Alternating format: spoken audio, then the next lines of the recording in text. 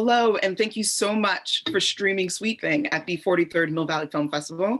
I'm so glad to have you here. My name is Faridah Gbadamosi, and I'm on the programming team at Mill Valley. And we have a special treat for you. We have the writer and director, Alexandre Rockwell, and actors in the film, Lana Rockwell, and Karen Parsons.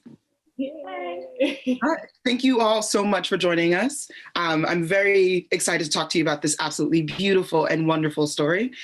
So the first question I have is, what inspired the film? Well, it's funny because I'll start off. What happened was, we made a film called Little Feet, and we were living in Los Angeles, and I was kind of broke and I had no money, and I decided, what do I really love, the most in film? And I kind of looked around and I saw my kids playing. And I just said, oh, how about I get on my hands and knees and I make a movie with them? Because they're so beautiful and they're so poetic and they love to invent everything. And I just made this kind of little road movie with not driving, but they're walking to the ocean, and them and a neighbor kid, and I shot it with just little odds and ends of film that I was able to pull together in black and white. And it had kind of a magical kind of quality to it that really captured a moment in childhood that was full of poetry. That time when like a day never ends. Like, what is a day? When you're like 10 years old, 8 years old, your day goes on forever. It was wonderful. It was really magical. And it really captured a feeling. And then when we moved to New York, back to New York, Lana was saying, we should make another movie. And I was saying, well, I don't really have an idea yet. And then eventually I just said, what about the next stage? Like when their poetic lives, when their kind of magical, free lives kind of clash against the adult world, where they kind of rub up against it more, albeit a pretty dysfunctional adult world, thanks to Karen. But they kind of clashed with the adult world. And, I was able to digest a lot of the experiences of my childhood because I'd had some, troubles, challenges of my childhood. And I was able to infuse that. And Lana, being the wonderful presence, and Nico that they are, it just was really like a road trip that we again took, and we brought Jabari Watkins in, who we found in a skate park, and the three of them created this incredible energy and kind of like, I would say, faith and hope against some of the challenges that they faced in their life. And it was just incredible experience. So that's the genesis of kind of where the idea came from. And my next question is more just about like casting. So you mentioned that you found Jabari at the skate park. So what went into that process? And then it sounds like you always knew that you were going to cast your children in the film.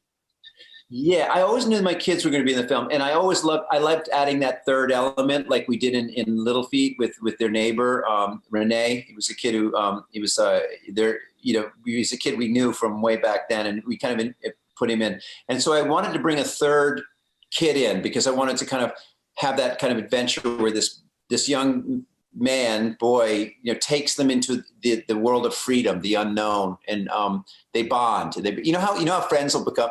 Kids at that age will become like it's like Stand By Me. They'll become the greatest friends very quickly.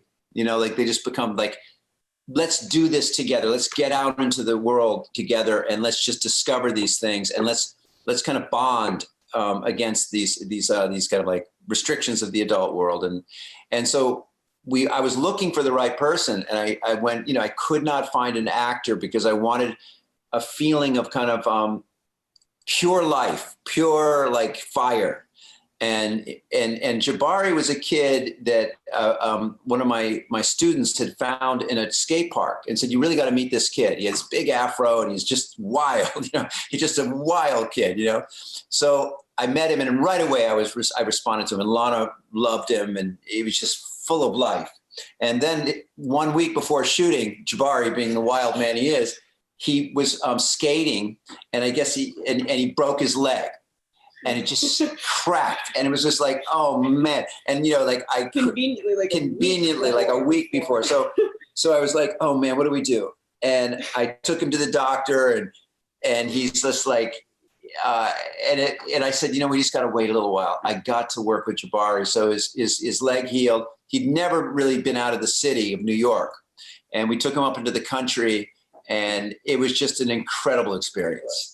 Like, literally the first time he walked in bare feet on grass, he was walking like this. He was going, oh my God, pricks your feet. It's like, it feels so weird. I mean, he was just, every day with him was an adventure.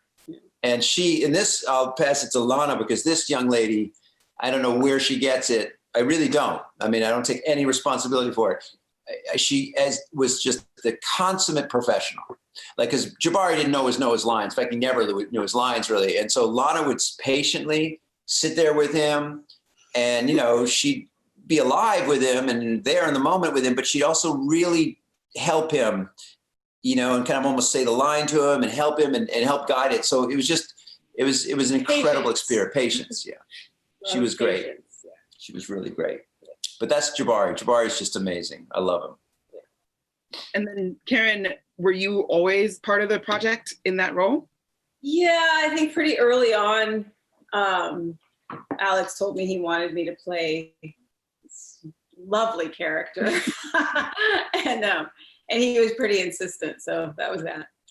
And I think that, the racial component in the film, I mean, part of it is that Karen's Lana's mom, and is her mom.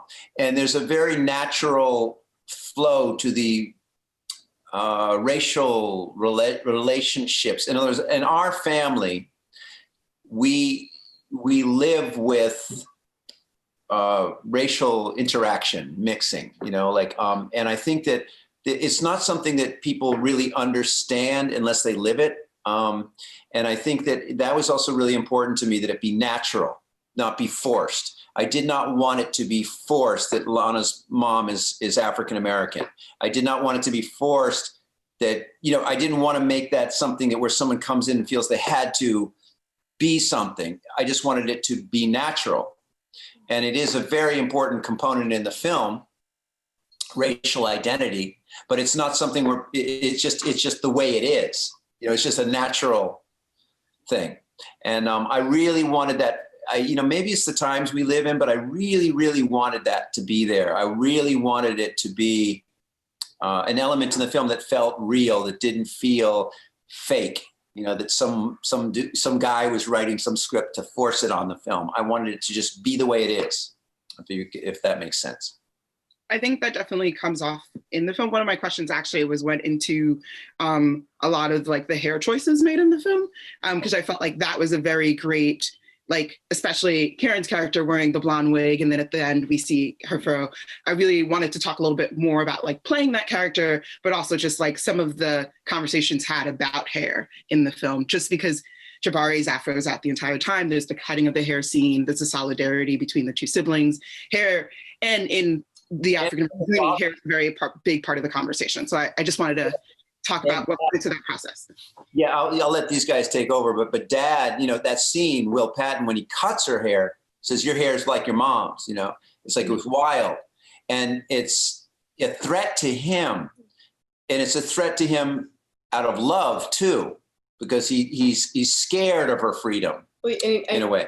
So for her, but you take over. And that scene was one of the hardest scenes to shoot. That was a hard scene to shoot for her in particular. But why don't you guys talk about that? Yeah. Well, I mean, specifically with the haircut scene, I think maybe, I don't know, I didn't write it, but I think it was not only a threat because there's a connotation and a relation with the mother, but also this was Billie becoming a woman. He was recognizing that her hair represented freedom and her growing. And that was very obviously a threat to him. And I think maybe that was associated with her identity as a mixed girl becoming a woman. And I think that the conscious, Karen, you should speak to this, but I think that the wig was kind of like a play, for me, I can just say as the writer, that for me, the Fresh Prince character, Karen used to say she always wore wigs and stuff. And Karen's got such beautiful hair. She's got this great hair, I think in a way, I'm not saying it was any comment on anything she's ever done before, but I felt that it was for you, like a way of returning to yourself. The last image of the film is so powerful with you, because it's like somebody who is trying to be something she, she's got this horrible boyfriend, and she's trying to be something because she thinks it's okay, and she's rejecting the things that love her. And I do think it was a metaphor in a lot of ways for you coming back to yourself. Yeah, I think, this is something that was written in. So it was always something that was there. And I didn't analyze it while I was in it. I was trying to find Eve's reality in this, and that's completely from her perspective, what this means and why she does it. And it has nothing, it has nothing to do with what Karen looks at the film and analyzes. I look at the film and I see something quite different. And I see a woman who is trying to control her life and who she is and what she wants to be and what she thinks is going to work for her, and is rejecting her true self, rejecting things about herself. She just doesn't like herself. She's got some stuff to work on for sure. So that by the end of it, yes, when she's kind of surrenders to herself a little bit, I think part of what you see when she goes through this change, when everyone's gone through so much change, is embracing, or I believe trying to embrace anyway, her natural. I mean, part of it is her hair, but it's herself, trying to get back to herself.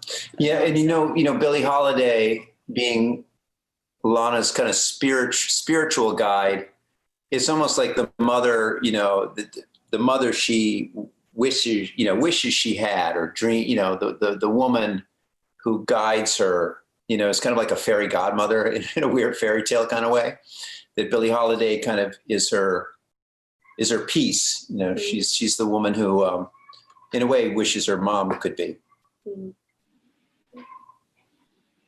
Speaking about the scenes with Billie Holiday, one of the things I really enjoyed about the film was the use of color and when color was used. So I wanted to know a little bit, also like absolutely stunning, beautiful film. But I wanted to talk a little bit about like why you chose those scenes and why you chose to shoot in black and white and then use color in those moments. Yeah, it's funny because it's very, I really do believe film, and I teach film at NYU grad film. And one of the things I'm becoming more and more conscious about film is I feel it's very parallel to music, and that it directly affects your soul, and it affects your inner feelings. And one of the things that I felt in the film that I really more and more would love to make films like music, that they affect you emotionally. They just grip you and you just engage with them, with their rhythm, with their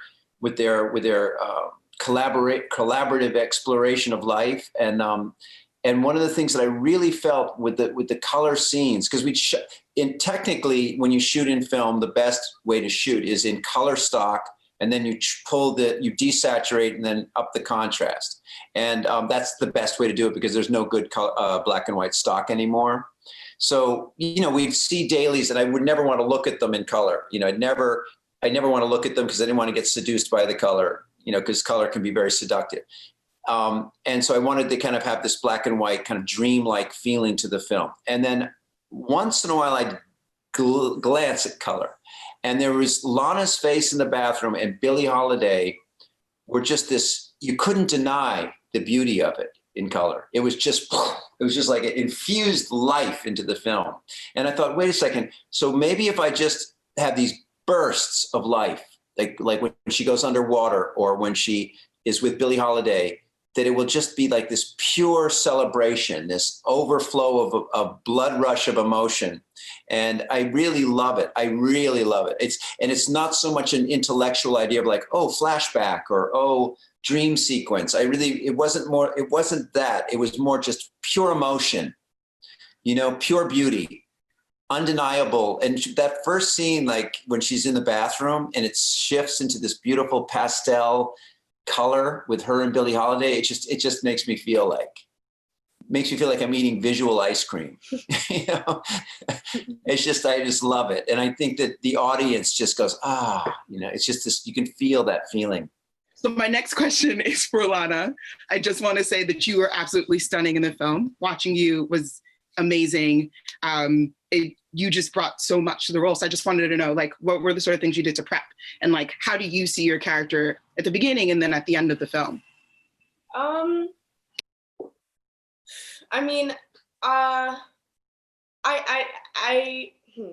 it was interesting prepping for Billie. I think Will Patton, my movie dad, was really helpful in helping me kind of ease into the character and ease into like the family. I think that was really important, like me, like being comfortable with, like, okay, like this is my house, this is my brother's my brother, but this is my brother, this is my dad, this is how life is for Billie. And a couple times I didn't really keep it up, but a few times I write like in my journal, he suggested this, I write in my journal like Billie's goals, like what does Billie want in life, like who, like, yeah, anyway, and I think Billie was a very somber, reserved character. And I kind of had to like sit in that a lot and find my relations to Billie, like where do we, because we're very different. Billie and I are very different. But it was kind of my duty to bring her to life because no one else will do that for Billie. Yeah, so I think is surrounding myself in an environment that helped bring Billie out was really important. And I have like everybody to thank for that. Like, I remember a conversation I had with Lana where she was like, saying, well, how, because she's, she's really a natural and she's a real maternal kind of character on the film set with the other kids, and yet that's a lot of responsibility. But one of the things she said to me, early on, I don't know if you remember this, just when you were talking about the journal, but she said, Dad, how do I take care of Billie, and how do I do this? And I just said to her, you have to take care of Billie. Think of how hard Billie's life is. Like that Billie is someone who's alone, and she needs you to take her hand. And that was like, I didn't have to say, I think I even said less than that, but she just immediately, something happened to Lana where all of a sudden it's like, because Lana's a very compassionate person. When anyone is suffering or someone has a disease or anything difficult, like she'll stay up all night and draw a paint, make a painting for Black Lives Matter. In fact, I'm going to go get that paint. But she's like, she's so compassionate and loving and caring that I knew that would be the thing, is to take it away from her and have her take care of this person. And that was just an incredible thing to see, because she really took care of Billie. Like, she never complained as Lana. She always watched out for Billie. No matter how tired Lana was, no matter how difficult things were for Lana, she took care of Billie. And then that was something you can see on the screen, that Billie is not alone, I'm going to go get this. I got to go show this to you. Hold on. I know they're going to cut this, but I got to show this. Proud Papa. No, it's not that. like, It's okay. There's an ice cream truck, so we're fine. But Lana stayed up the night, when the protests first began.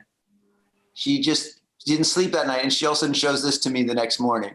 That's the kind of person Lana is. She'll stay up all night and paint a painting because, something like, it was right after George Floyd. Yeah, it was when the protests. It was when the protests just first started. And she takes it very much here. It's not just up here for Lana, it's very much here. What were your favorite moments to film for each one of you? My favorite? I think when I got in her face, because it was kind of like, okay, this is gonna be kind of crazy. Yeah,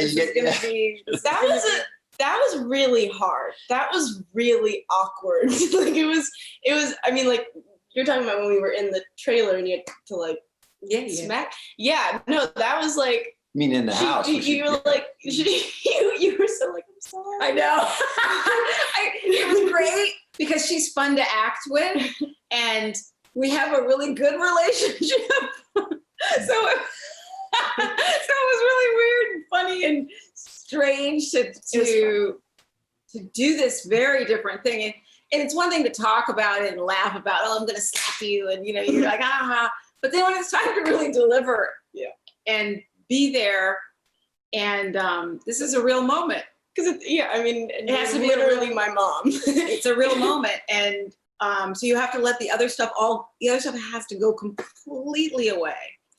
Anything else of Karen and Lana has to go completely away. I mean, you can't, for me, it had to really be gone. I had to really inhabit this woman and her messed up, you know, her stuff and her feelings about this person, how she felt about her daughter. And that was really, it was, you know, with acting, that's so fun, you know, to get to really go all the way into some crazy make-believe world that's nothing to do with you is always the most fun. And she was a great partner for that. And I knew that she would be okay, even if she did kind of look at me afterward, like recoil from me. I knew she'd be all right. What about you? What was one of your fun? Well, as far as like literal fun, the house, like when Jabari or Malik, Nico, and I, or Billy, were in the house and we were like running around and like that was just. I mean, that was so much fun. And that's fun for everybody to watch. Yeah, too. He was being a bit of a. He was having too much fun a little bit at some points where it was kind of like very frustrating, but otherwise very fun. But I think ultimately my favorite scene to shoot was the haircut scene. As much as it was like, it was really intense. And again, Will Patton was so incredible when we were shooting that scene. Like he felt so bad. He felt so, because it was so hard for me to build up to that scene because thus far I'm like, you know, being reminded like, you're going to have to cut your hair. And my hair is very important to me. Like I love my hair. I have issues with my hair, but I love my hair. It's a big part of my identity. And I'd never cut my hair that short. It wasn't even that short, but I never cut my hair that short. There was a lot of anticipation. And then when we really did it, that was definitely the most like, in a way it was very relieving. But it was, I also felt the most connected to Will and everyone else there. That was definitely, and the most connected to Billy, I think, when that. Yeah, it's funny. And for me, like just a couple, I think everything was fun for me. I loved, it was like kind of magic. It was sort of like being a magician and throwing these different things together and seeing them, you know, all of a sudden flowers, you know, coming out of like appearing out of nowhere. I just like, it was a magical experience for me. But and I love that scene. And I love the fact when I watched the film, there's nothing, maybe it's partly because I'm their dad, but when Nico comes in, I just gave Nico a pair of scissors and I said, hey, Nico, just go cut your hair and come in. I don't want to rehearse this. I just want you to come in and look at your sister and hug her. And Nico just goes, he just like, meanwhile, Lana is like traumatized by like 2 inches getting cut. Nico just goes, swag, swag, swag. And then he like comes in and she goes, oh, what did you do? And he goes, I didn't want you to feel alone. That's just a heartbreaking moment. But one of the things that I had the most fun at is anytime they were celebrating, it was like being a kid again. Like I just gave them bunches of, you know, boxes of ice cream, boxes of like, you know, like Ready Whip. And I just said, okay, just go wild. Go. And it was so fun to film it because they were just like eating, like, you know, like rubbing ice cream all over themselves and just, you know, eating it. And anytime they were dancing or running around that house being wild, it was also so fun to see, you know, in the story, you know, I love these people as my children, but I also love them as the characters. And it was just such a fun thing to play God in a way, to take kids who never get to be in a place where they can just play and they can just be free and have all the things that all these other people always have. And to just say, you know, like, go wild. You're in this rich person's house and there's everything you've ever wanted to do. Just have fun. And it was just really moving and fun to be part of that moment when they were going wild. You know, it was fun to be there with you guys. You know, because it's funny when you make a film, there are these weird moments when you're making it and you're all the people you are, like Lana, me, and Karen, and Jabari. But there's a part where this weird magic happens sometimes where you forget that you're actually these people making the film, but you're actually inside the film. And it's actually, you know, it's like being a magician, like you add these different things and then you go 1, 2, 3, go. And it just comes to life. And those moments of celebration and joy are just so real. And I love that feeling of freedom, you know, that they had. And then this is my final question because we do have to go soon, but it's a question for everyone, so everyone can answer. What do you want people to take from the film? Like ultimately. What would you guys like?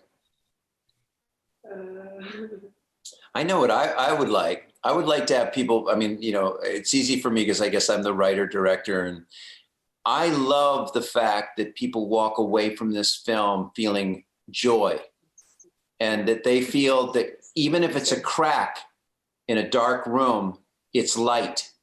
And I think we're living in a time where people, first of all, because of COVID and the horrible horror show of the person who's running this country, and a lot of the racism and then the darkness around us and the limited stuff that we're seeing, that to give us cracks of light where freedom and love can live and even in darkness is what I really love about this film. And it's not necessarily coming at you intellectually or ideologically or politically. It's coming at you through love, and it's coming at you through children and kind of like a desire to be free and to love. That's the best way I can really say it. And I feel that people, like in Berlin when we showed it and young kids gave it an award, that was so inspiring to me and so heartening to me that young people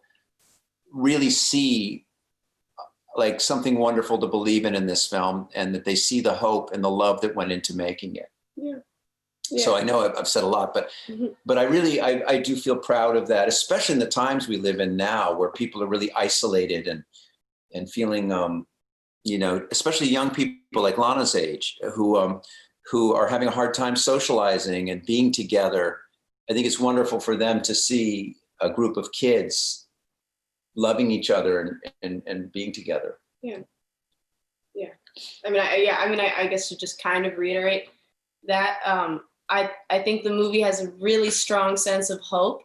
And I think, I mean, from like seeing the reaction from people in Berlin, or, you know, whenever people talk about like when they saw the movie, there is a little bit of like a childlike kind of like joy that they feel like it's a little bit of like a connectiveness kind. Like I don't really know how to describe it, but it's kind of like people kind of leave the film, or I would hope that people would leave the film feeling hope. Well, they're almost like they remember and they identify with something. That's what I was going to say, is that my hope is that it's actually exactly that, is that people are reminded of their youth and the joy of their youth.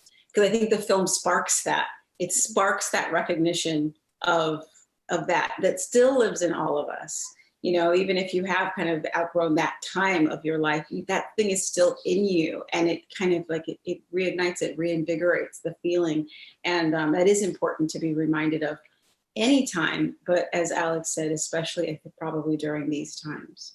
And I'll just add, you can edit this all out, but I would add that I really feel that like a lot of times people abstract people who come from a challenging situation. You know, I would go as far as say poverty or lack of opportunity. And I think that a lot of people look down on it as like, you know, like a lot of people look down on those experiences as being almost inhuman, or that, you know, that like, you know, ghettos or neighborhoods that are challenged don't have love and don't have life and don't have hope in them. And I find that really insulting, and I find that really sad, because, you know, it's not that people ever should have these difficult situations, and society should diminish those, but it doesn't mean people are not human and don't love and don't connect. And in fact, my personal opinion is that people connect more in those situations, that there's more of a sense of hope and faith and love that can grow out of that challenge. And I don't think we often hear about that in the news. We always hear about people being deprived or negative or angry, or, and I think a lot of times people, abstract people who come from difficult situations. And I don't think that's what I see. I see hope, faith. After all, where did rock and roll and the blues come from? It's like, it didn't come from, it came from that, from challenge, from difficulty, and from humanity. All right. I want to say thank you so much for joining us for this amazing Q&A. Thank you. And thank you all so much for watching this amazing film at the festival. Tell all your friends to watch it. It'll be playing during the festival the entire time. So thank you again for watching Sweet Thing. And we're just going to say goodbye now. Later. Thank you. Bye-bye. Thank you. Bye.